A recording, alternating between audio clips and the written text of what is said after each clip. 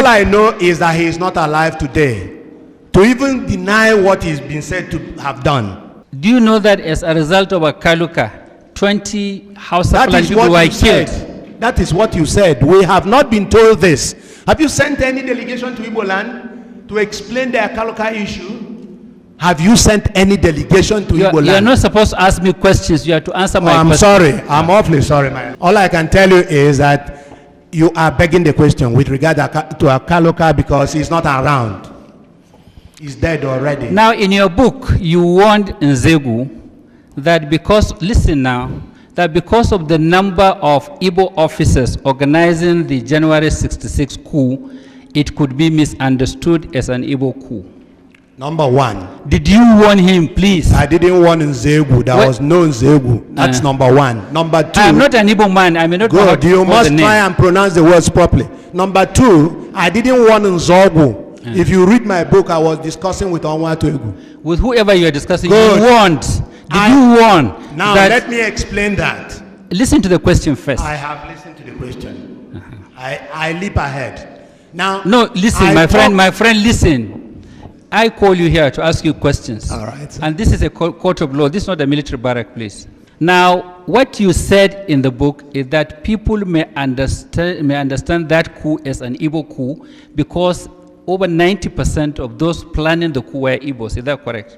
That is not what I said. What did you say? What I said that people might take this to be an Igbo coup. Why? But I didn't say 90% was not there. Why did you say so? There was no 90%. Why did you say people might? I asked Onwatuegu who and who are in this. He named certain people.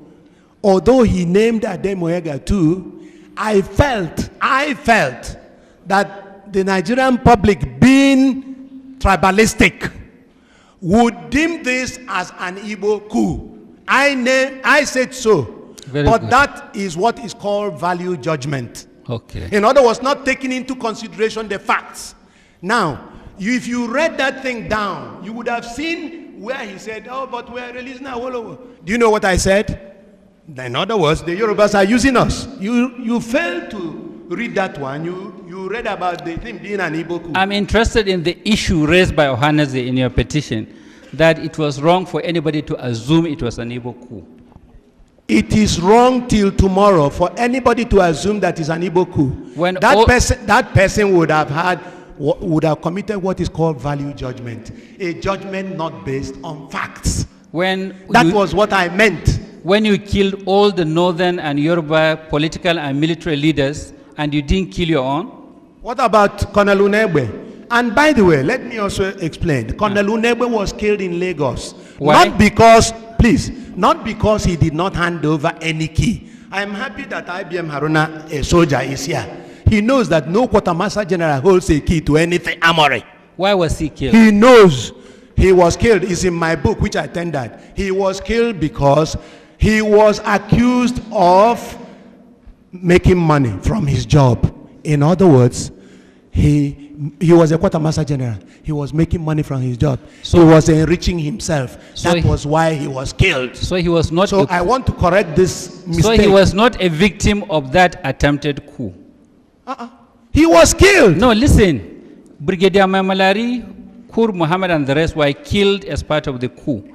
This one was killed because he was making money. So he was not killed as part of the execution of that coup. Is that what you're saying? My lord, there were various reasons why the coup took place. Okay. There were various, in fact, Hydra-headed reasons why the coup took place. Some people enriched themselves and they were killed. Some people were involved in the killings in the West and the TV area, and they were killed. Some people did a lot of other unsavory things.